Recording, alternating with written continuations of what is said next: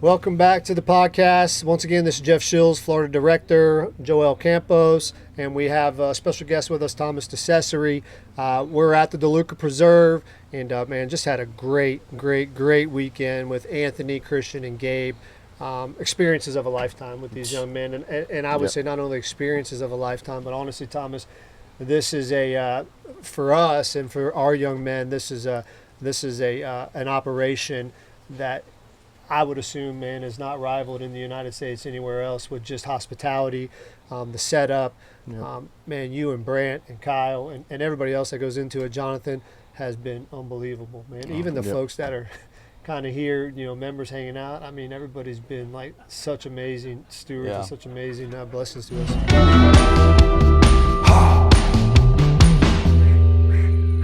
Yeah, and it's even a lot of people that aren't here. So a lot of the other lease members that let us use their facilities and their vehicles and their stands and everything like that. Rob Springer and Joe Hillman, all those kind of guys. They're instrumental. They're not even here, but they wanted to support no matter what. That's awesome. Yeah. This is definitely a selfless, generous group of members and owners that are here, and how easily you guys could sit back and just be like, well, this is ours, and we put a lot of hard work into it, and it's just going to be us, and this is what we're going to do. But I know we've been blessed this weekend, but I mean, this is really what you guys do pretty much from September all the way until about this point of having different groups out, and so maybe share a little bit about some of the groups you bring out. Yeah, so we've done, really in the past, we've done two main organizations. One is Gold Star Teen Adventures. Those are typically, that's a deer and hog hunt that we've done in the past. We have it's on or off depending on their scheduling every year, but that's Gold Star Teen is any youth that may have lost a parent in war on the front lines or anything like that. So it's giving those kids an opportunity to come out in the woods, harvest something, do something that maybe a father and son would typically do, just go hunting and stuff like that. But it's very similar to y'all, right? That's exactly what you guys do, and they don't have that opportunity. And so it's just giving back, and that's a great organization that we absolutely love. Awesome. And they'll bring 12 kids from, flymen from Wyoming, cool. Georgia, North Carolina, and it's incredible. And we get there's 5 total leases out here on DeLuca, and all 5 participate. Wow, that's cool. That's cool. Yeah. Well, I hope our Polk County boys didn't. No, listen, these boys could outshoot those other guys. I can tell you that. Cool. That's cool. Absolutely. That's cool. Some of those were up all night trying to find deer and pigs, and into the next day and stuff. And we'll bring dogs out and everything like that. We are definitely blessed with that. And then the other organization that we've done is Black Dagger Military Hunt Club. And so that one, they're out of McDill. A gentleman named Dave Winters runs that organization, and it's for wounded vets, getting them outside. And I think their tagline or motto is "Healing happens outdoors." That's good. And so it's faith-based and everything, and so it's fantastic. And we bring anywhere from 4 to 6 wounded vets, all kinds of severity. I mean, it's pretty much what we've seen is that anybody who is deployed, aside from any mental or anything that they go through over there, they're all coming back with some kind of physical ailment. Sure. Yeah. I mean, their backs, their knees, anything from that all the way to they had a gentleman in electric wheelchairs and whatnot because they just, that was blown up by IED and stuff like that. And they bring them out here, and we just cater to them, love them, and they honestly give back to us a lot more than we put into them. That's awesome. That's awesome. Yeah. That's one thing we say all the time is, we see Jesus when we serve others, and man, that's no doubt for us at the IAM Ranch, and just going into homes with single moms and fatherless. And so let me ask you this, because there may be some listeners out there that maybe has properties or ranches or whatnot. How did we get introduced? If there's a person that's kind of behind the scenes, they're like, well, how would we figure this out? What would this look like to be able to partner, with fatherless or organization through fatherless? How did we meet? So we actually met through another charity that I help out with locally in Polk County, and you guys were selected. We have a list of about 7 charities every year that we review, analyze, and we want them to be beneficiaries of our main event every year, and you guys were thoroughly evaluated, and you guys made the cut. So that says a lot to y'all's organization. And you guys got the grand prize this year. Unbelievable. So big check, which was well deserved. And we know it's going to go a long ways, and it's in good hands. But that was several people. Jonathan Wilson was instrumental in that and pushing that. Just, finding these local guys that are somewhat familiar with you guys, and then asking more about it. And we said, yes, we got to have these guys in the lineup. Man, that's cool. We love bringing kids out to nature, bringing them out to harvest an animal, and the fact that we came out here this weekend and we got 9 doe and a hog. Unbelievable. And, it was just huge. And we practice a lot with these young men. We train and get them ready to shoot.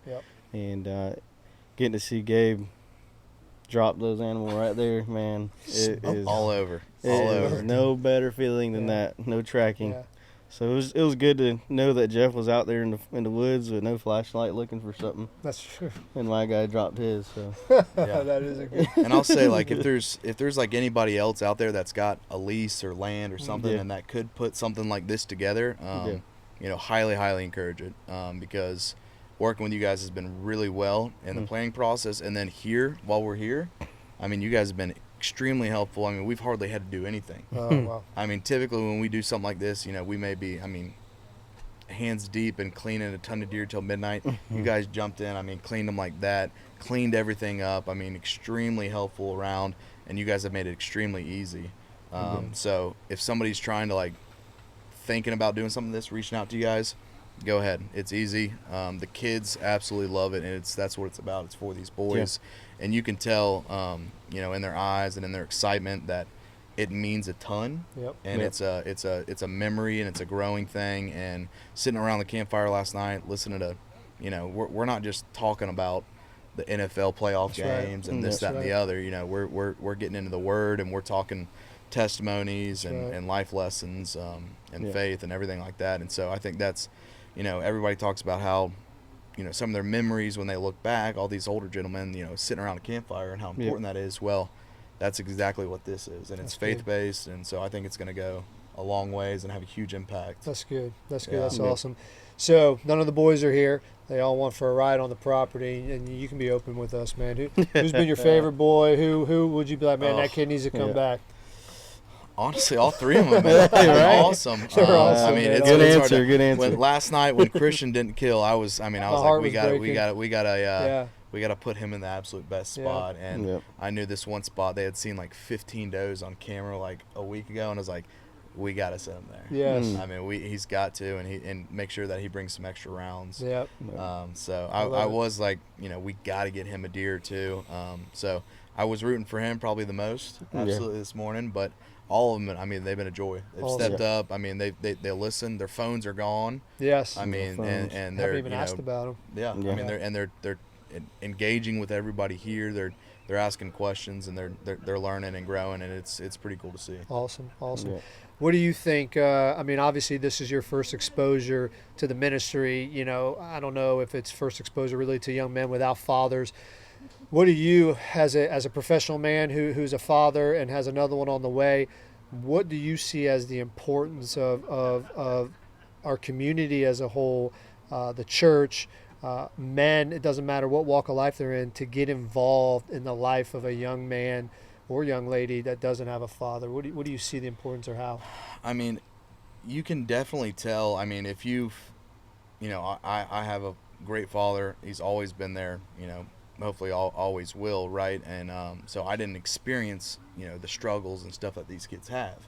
But if you talk to them, you look at them, and through all the other youth that we've been with, you can tell that they have had hardships. Right? And just being there for them, uplifting them, it's night and day. It does make a huge difference. And to you guys, it's practice what you preach. You can go on your website and everything looks fantastic, but you never really know what's behind the cover. That's right. That's good. But when you reach out to these guys, when you get involved with these organizations in this group and do a hunt like this, it's you guys practice what you preach, and it's like it's awesome to see, and it's impacting. That's awesome. Nope, I love that. Yeah, appreciate that, man. Yeah, do you have anything else? No, I mean, this is beautiful property, man. Huge. Huge. I told you on the UTV, and I think it's just cool to note when I told Gabe about the property, I thought it was 1,000 acres, and our property is 92 acres. So I was like, this is 10 times what we have, and then we get here and they have access to 40,000 acres. Yep. I mean, it's just mind blowing to those numbers. So it's just awesome, dude. Yeah, it's a beautiful part of Florida. We absolutely enjoy it. University of Florida Foundation owns it. They do a ton of research, and you would think that them being a university and doing all this research and everything like that, that they would not maybe work so much with hunters, and especially some of the stuff that the hunters support. Yeah. But these guys have been fully supportive. I mean, whenever we have something like this, they always reach out, and we let them know we're having something, and they reach out. How can we help? Wow. Do we need housing? Do they need to send volunteers to help? That's good. Stuff like that. So it's a great partnership. We hope to be here for a very, very long time so that we can continue to do this kind of stuff. Because, I mean, truthfully, a lot of guys out here will agree with me. A lot of lease members. I didn't kill a deer this year out here, Wow. and I don't care at all. There you go. Like, I would rather these three boys That's kill. awesome. Use every single one of my buck tags, That's awesome. every single one of my doe tags, That's awesome. and because that's really what it's all about. That's awesome. That's Yeah. awesome. Yeah, I was gonna say so from the standpoint of being a preserve management team, what do you feel like? Because there's probably some guys that are maybe listening that are like, dude, I just can't put this together in my mind. The liability, being able to give up some of these resources. Because I mean, nine doe is a big deal. That's a big deal. I mean, these boys are going to be blessed. But what do you think is or what was the biggest reservation for y'all when you said we're going to dive in and use this ranch to be able to give back to those that maybe don't have this experience? Yeah, I mean, honestly, it's not that tough because I mean the resources out here are plentiful. Yeah. I think several years ago we had a biologist come out here specifically for turkeys, and we said how many mature gobblers can we take off of this and the population still be stable and growing, and the biologist went around, looked at the food, looked at the population, and he said, you guys can kill as many mature gobblers as you want, and this population will stay the same. Oh, So wow. Ducks Unlimited came in when the property was transferred to the University of Florida, and they did a conservation easement on the entire tract on 28,000 acres. So none of it will be developed. Wow. Nobody can pour slab out here. Like it's nothing will touch this land, that God's blessed us with. Man, that's good. That's That's good. I love it. Well, man, we don't take lightly the opportunity that you gave us. And, if there's landowners that are listening out there, they know what goes in. For those of y'all that maybe don't know what goes into it, I mean, from liability insurance to corn and feeders to plowing up food plots to building stands to maintaining stands to trimming trails to trimming around feeders, cell cams, watching game, having biologists. I mean, there's a lot that goes into it. And I don't say that so you hold it tight, but just remember, and we talk about this all the time, like this was all given to us from God, right? We were all blessed with this from God, and God gave it to us to be able to bless back. And so, I just pray that by listening to Thomas's story and some of the impacts that it's made on him and his team and the DeLuca Preserve, that you at least pray about an opportunity, whether you're in Michigan or Georgia or Ohio. I can tell you there are young men and young ladies that have never had an opportunity to step on a property like this. That would be amazed. The three boys right now are riding on a buggy around property. These are boys that all three, well, two of them live in an apartment complex and one of them, lives in a home.